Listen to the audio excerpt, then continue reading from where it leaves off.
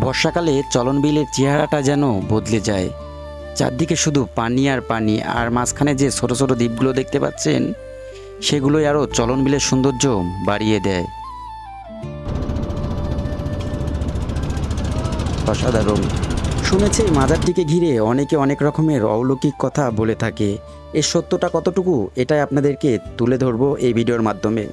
বলেন মানে এগুলো জানেন না? না অলৌকিক কোনো ক্ষমতা সম্পর্কে কোনো কিছু জানা আছে ধরনের কিছু? তাল গাছটি নাকি কাটতে গেলে এই যে এখান থেকে আগুন ধরে যায়। যে আমাদের পরিচিত এক মুক্তাবার সাথে দেখা হয়ে গেল, আমাকে না বলে চুরি করে নৌকা ভবনে চলে আসছে। নজিবুলের মাথা হচ্ছে এখানে পিসিকালি মাজারে আসার পরে নজিবুলের মাথা পাঠিয়ে হাইকে দিচ্ছে। আর শিপনের মাথা, এই যে ভাইরাল শিপন, টিকটকার ভাইরাল শিপনের মাথা। এই সাইটটা ফলো করতেছিলাম, আসলে এখানে কি করা হচ্ছে বা হচ্ছেটাই কি। আসসালামু আলাইকুম। আজকে আমরা যাচ্ছি নাটোর জেলা সিংড়া উপজেলার চলন বিলে। চলন বিলের ইতিহাস এবং চলন বিলের সৌন্দর্য আজকের এই ভিডিওতে আপনাদের মাঝে তুলে ধরবো। তাই ভিডিওটা কেউ এড়িয়ে যাবেন না, ভিডিওটা যতটা পরিমাণ পারেন শেয়ার করে দিবেন আর সম্পূর্ণ দেখা। আমি নাটোর জেলা সিংড়া উপজেলার বাসিন্দা। নিজ এলাকা থেকে চলন বিল ভবনের এই ভিডিওটা আপনাদের মাঝে শেয়ার করতেছি। ভিডিওটা কেমন হয়েছে অবশ্যই আপনাদের মূল্যবান মতামত এই ভিডিওর কমেন্টে জানিয়ে দিবেন। এখন আমরা আছি নাটোর থেকে সিংড়া যেতে যে হাইওয়ে রাস্তাটা পড়ে সেই জায়গাটিতে আছি। শেরপল থেকে নিঙ্গোয়েনের আর কি মাঝামাঝি অবস্থায়। দেখুন জায়গার ভিউটা কি অসাধারণ এক দৃশ্য। ওয়াও, এই পাশে দেখতে পাচ্ছেন এই জায়গাটিতে আসলে মনে হয় যে আমরা কোনো বাহিরের দেশের কোথাও রয়েছি। দেখেন কত সুন্দর একটা জায়গা, যেটা হয়তো আপনাদেরকে ভিডিওর মাধ্যমে কতটুকু দেখাতে পারতেছি আমি জানি না, কিন্তু দেখুন কত সুন্দর একটা পরিবেশ আর জায়গাটা দেখেন।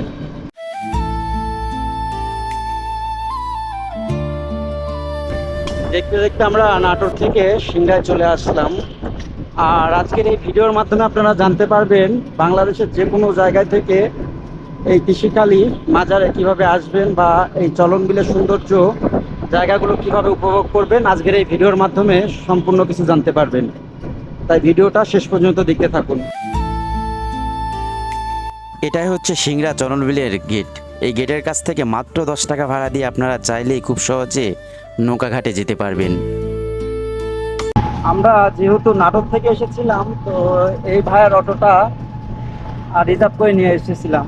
এটা ভাই বলতে আমার বন্ধু মানুষ, তো আমরা ভাড়া অটোটা রিজার্ভ করে নিয়ে এসেছিলাম। সেক্ষেত্রে আমাদের কাছ থেকে ভাড়া নিয়েছিল 1000 টাকা, নাকি ভাই? হ্যাঁ। আর যারা যদি দেখা যাচ্ছে আপনার নাম্বারটা স্ক্রিনে দিয়ে দিব, তো অনেকে দেখা যাচ্ছে ফোন দিবে বা কল করে আপনার অটো নিতে যেতে পারে বা আপনাকে এখানে নিয়ে আসতে চাবে। তো সেক্ষেত্রে কি আপনি আসবেন? হ্যাঁ আসবেন। ঠিক আছে, যারা ভাইয়ের সাথে যোগাযোগ করতে চান, কৃষিকালী মাজারে কিংবা চলন বিল ঘুরে দেখতে চান, তো ভাইয়ের গাড়ি নিয়ে আসতে পারেন। ভাইয়ের নাম্বারটা আমি স্ক্রিনে দিয়ে দিব, ভাইয়ের সাথে যোগাযোগ করে আসবেন। সেক্ষেত্রে ভাড়াটা মিটিয়ে তারপরে আসবেন। আপনারা চাইলেই বাংলাদেশের যে কোনো জায়গা থেকে এই চলন বিলে ঘুরতে আসতে পারেন এবং এর সৌন্দর্য উপভোগ করতে পারেন। সেক্ষেত্রে বাংলাদেশের যে কোনো জায়গায় থেকে নাটোর বাস স্ট্যান্ড কিংবা নাটোর রেল স্টেশনে নেমে মাত্র 50 টাকা ভাড়া দিয়ে আপনাদের চলে আসতে হবে সিংড়া থানায়। বলে রাখা ভালো, আপনারা যদি অটো কিংবা সিএনজি রিজার্ভ করে নিয়ে এখানে আসেন সেক্ষেত্রে ভাড়া একটু বেশি পড়বে। চলন বিলে যেতে যেতে কৃষিকালী মাজার পাওয়ার আগে এখান থেকে আমরা কিছু খাবার নিয়ে নিচ্ছি। সাদাত ভাই জিলাপি নিয়েছে, আমি এই যে পাপড় নিয়েছি, দেখতেই পাচ্ছেন।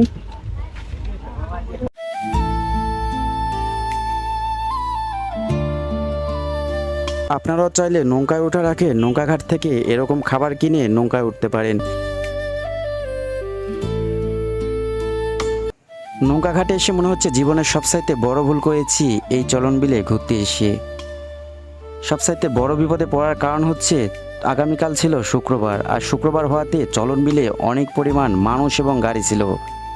আপনারাও যদি চলন বিলে ঘুরতে আসেন তাহলে শুক্রবার কিংবা শনিবার ছুটির দিন বাদে এখানে আসার চেষ্টা করবেন। আচ্ছা, কৃষিকালী ভাড়া কয় টাকা করে? 30 টাকা 25 টাকা। কত সময় লাগতে পারে এখান থেকে? কয়জন হলে নৌকা ছাড়েন আপনারা? 10টা 12টা। আচ্ছা ঠিক আছে।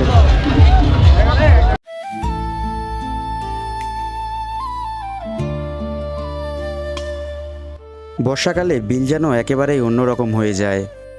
চারিদিকে শুধু পানি আর পানি, আর এই পানির বুক দিয়েই আজকে আমাদের এই নৌকা যাত্রা।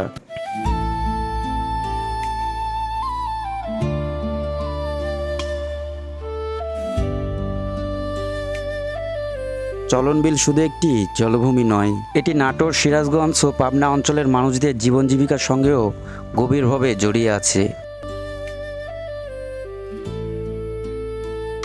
বর্ষা এই বিশাল জলরাশি নৌকাযাত্রাকে করে তোলে অসাধারণ সুন্দর। আর এই বিশাল জলরাশির মাঝেই রয়েছে আজকের আমাদের গন্তব্য তিশিখালী।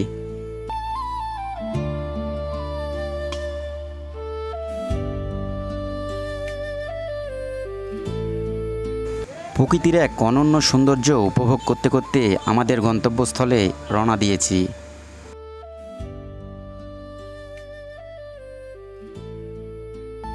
ক্যামেরায় আপনাদেরকে কতটুকু তুলে ধরতে পেরেছি জানি না, কিন্তু এর আসল সৌন্দর্য যদি উপভোগ করতে চান তাহলে অবশ্যই আপনাদের চলন বিলে আসতে হবে। আমি এতটুকু আপনাদেরকে বলতে পারি, এই চলন বিলে ঘুরতে আসলে মন এবং আপনার শরীরের ক্লান্ত সব কিছুই দূর হয়ে যাবে এক নিমিষে। সবুজ জলরাশি, নীল আকাশের নিচ দিয়ে চলন বিলের বুক দিয়ে আমরা চলেছি তিশিখালী মাজারের উদ্দেশ্যে। আজকের এই ভিডিওটা কে কোথায় থেকে দেখতেছেন আর এই ভিডিওটা কেমন লাগতেছে অবশ্যই কমেন্টে জানিয়ে দিবেন।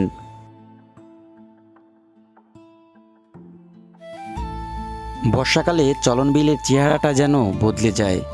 চারদিকে শুধু পানি আর পানি, আর মাঝখানে যে ছোট ছোট দ্বীপগুলো দেখতে পাচ্ছেন সেগুলোই আরও চলন বিলের সৌন্দর্য বাড়িয়ে দেয়। তবে বর্ষাকালে যখন বিলে পানি ভরে যায় তখন এখানকার মানুষ মাছ ধরা কাজে ব্যস্ত হয়ে পড়ে।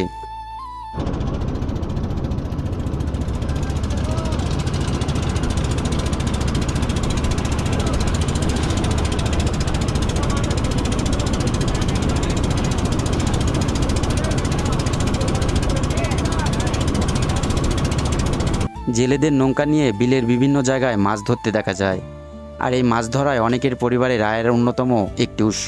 আবার বর্ষার এই সময়টায় বাইরের অনেক মানুষই এই চলন বিলের সৌন্দর্য দেখতে এখানে ঘুরতে আসে। আর পর্যটকদেরকে নৌকায় করে বিল ঘুরিয়ে দেখানো স্থানীয় অনেক নৌকা মাঝিদের বাড়তি আয়ের সুযোগ তৈরি করে দেয়। অবশেষে আমরা চলে এসেছি আমাদের কাঙ্ক্ষিত গন্তব্যের কাছে। ওই যে দূর থেকে দেখা যাচ্ছে তিশিখালী মাজার, চারপাশে পানি আর তার মাঝখানে এই মাজারটি। দৃশ্যটা সত্যি অসাধারণ। শুনেছি এই মাজারটিকে ঘিরে অনেকে অনেক রকমের অলৌকিক কথা বলে থাকে। এর সত্যটা কতটুকু এটাই আপনাদেরকে তুলে ধরবো এই ভিডিওর মাধ্যমে। চলুন কথা না বলে কাছ থেকে আপনাদেরকে দৃশ্যটা পুরোপুরি আপনাদের মাঝে তুলে ধরি।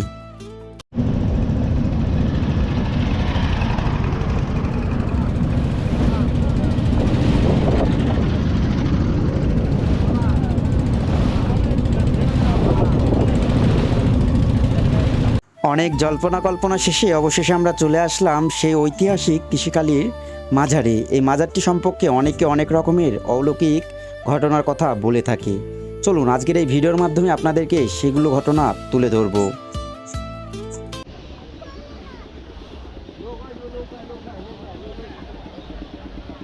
বন্ধুরা, মাজারে ঢুকতেই মনে হচ্ছে লক্ষ লক্ষ পাখি আওয়াজ আমার কানে ভেসে আসতেছে। এই উপরে গাছগুলোতে হাজার হাজার লক্ষ লক্ষ পাখি এসে বসে আছে।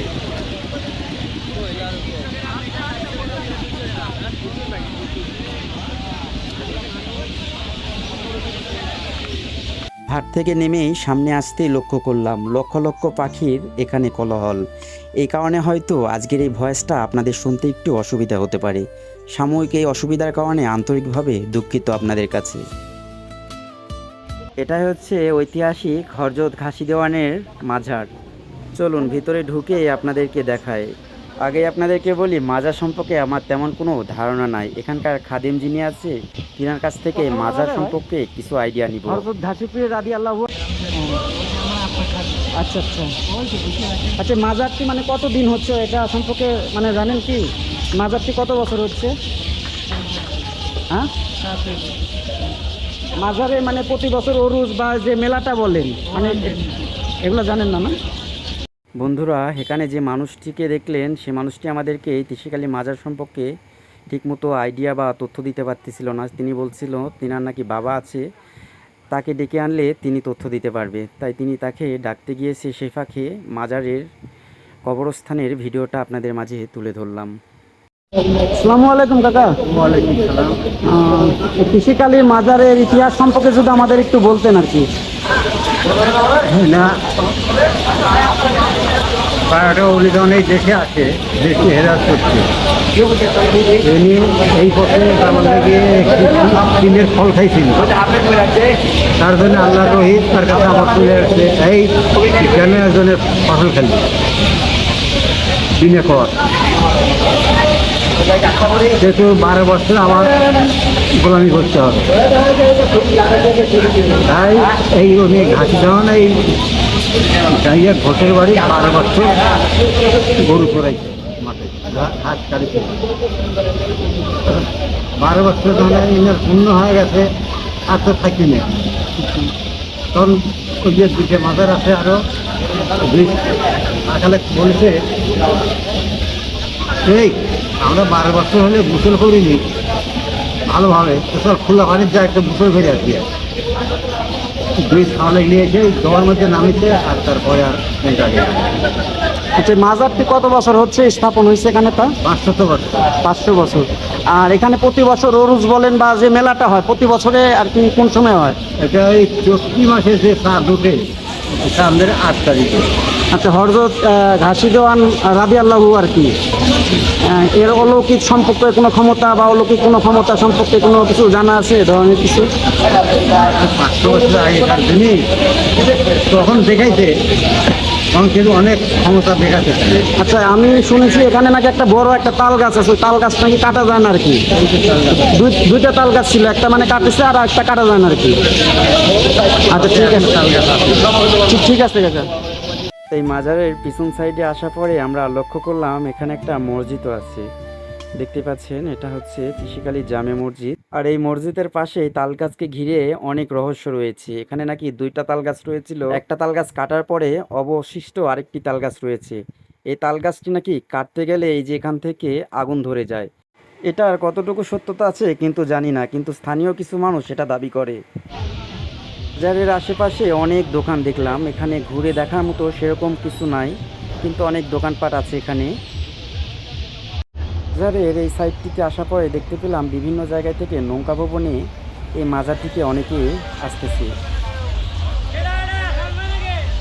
হ্যাঁ হবি তো জানি যে। দেখেন, দেখতে দেখতে আমরা তিসিকালী মাজারে এসেছি। এসে যে আমাদের পরিচিত এক মুক্তাবার সাথে দেখা হয়ে গেল, আমাকে না বলে চুরি করে নৌকা ভবনে চলে আসছে। কিন্তু অথচ কালকেও আমি ফোন দিয়ে বলছি যে নৌকা ভবনে পিকনিকের জন্য বললে। আচ্ছা ঠিক আছে। নজিবুলের মাথা হচ্ছে এখানে তিসিকালী মাজারে আসার পরে নজিবুলের মাথা পাঠিয়ে হাইকে দিচ্ছে। আর শিপনের মাথা, এই যে ভাইরাল শিপন, টিকটকার ভাইরাল শিপনের মাথা হচ্ছে পাঠিয়ে হাইকে দিচ্ছে। আর হাতে কি এটা বেলুন? কে বেলুনটা ফাটাই দিব নাকি? এটা কি বেলুন নাকি? হ্যাঁ, এটা বেলুন। কার জন্যে? টিপে তো নরম লাগিচ্ছে। আরে যার বউ নাই তার বেলুন আছে, রাতের বেলায় বেলুন টিপবে, বুঝছো? রাতের বেলায় বেলুন টিপবে। কয় টাকা করছেন কোন? দাম বেশি।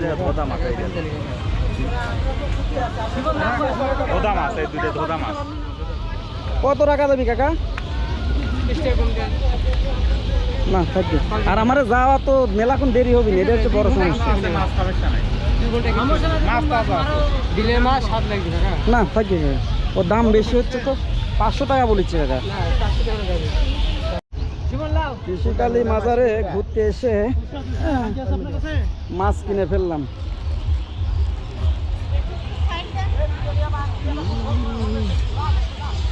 কয় টাকা ভাই আছে? ধরো তো একটু। আরে মাছ আর ব্যাগ লিচ্ছি, ব্যাগ ব্যাগ কিনে নিব, সমস্যা নাই। দেখুন তিসিকালী ঘুরতে এসে যে ভাইরাল শিপন এই নদীতে ঝাঁপ দিয়ে মাছ মারলো, এই যে মাছ ধরলো দেখেন সুন্দর মাছ হয় দেখেন। কত সুন্দর বিলের কই মাছ ধরলো এই ধরা মাছ। পানিতে। ভাগ মাইরা মেলা অনেক এই মাছ কি করে ধরলে তুমি? ডুব দিয়ে দিয়ে ধরছি। ডুব দিয়ে? খুব কষ্ট করেছি আজকে মাছ ধরতে লেগে। খুব কষ্ট হচ্ছে নাকি? হ্যাঁ, খুব কষ্ট। এই তো তুমি- কষ্টটা বলে বোঝানো যাবে না। তুমি বিয়ে করেছো না, এই বিষয়ে তুমি বিয়ে করার কি ইচ্ছা আছে? হ্যাঁ, বিয়ে ইচ্ছা আছে।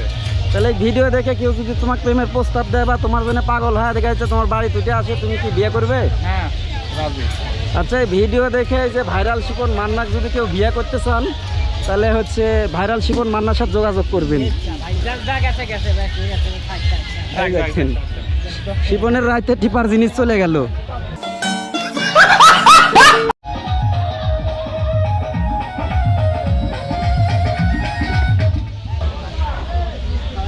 এই কৃষিকালী মাজারে ঘুরতে এসে আপনারা এখানে খাবার একটা হোটেল দেখতেছি, এখানে এসে খাবারও খেতে পারবেন।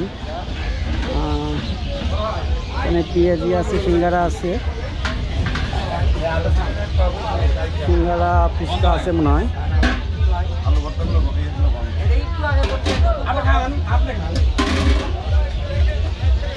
বন্ধুরা, একটা বিষয় এখানে আসার পরে বুঝতে পারলাম যে এখানে বিভিন্ন জায়গা থেকে অনেকে নৌকা ভবনে এই জায়গাটিতে এসেছে এবং নৌকায় অনেকগুলো বক্স নিয়ে তারা আনন্দ করতেছে।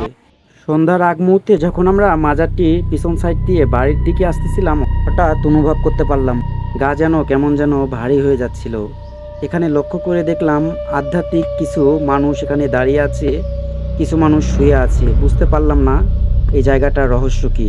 তবে মাজারটির সামনে অনেক মানুষ থাকলেও মাজারটির পিছনে কেমন যেন শুনশান নীরবতা কাজ করে। আমি বারবার এই গাছটার দিকে লক্ষ্য করতেছিলাম এবং এই সাইডটা ফলো করতেছিলাম, আসলে এখানে কি করা হচ্ছে বা হচ্ছেটাই কি। তাই সেখানে এক মুহূর্ত দেরি না করে আমরা নৌকায় উঠে পড়লাম। নৌকায় থেকে আবারও সেই গাছটার দিকে আমি ভিডিও ধারণ করতেছিলাম। এদিকে মাগরিবের আজান দিয়ে সন্ধ্যা নেমে গিয়েছে, চারপাশে পরিবেশটাও একদম অন্ধকার হয়ে যাচ্ছিল। তো বন্ধুরা, এই ছিল আজকে আমাদের তিশিখালী মাজারের ভবন। চলন বিলের বুক দিয়ে নৌকায় করে এমন ঐতিহাসিক জায়গার ঘোরার অভিজ্ঞতা আপনাদের সাথে শেয়ার করতে পেরে সত্যি খুবই ভালো লাগতেছে। আপনাদের মধ্যে যারা তিশিখালী মাজারে এর আগে এসেছেন, আপনাদের অভিজ্ঞতা অবশ্যই কমেন্টে জানিয়ে দিবেন।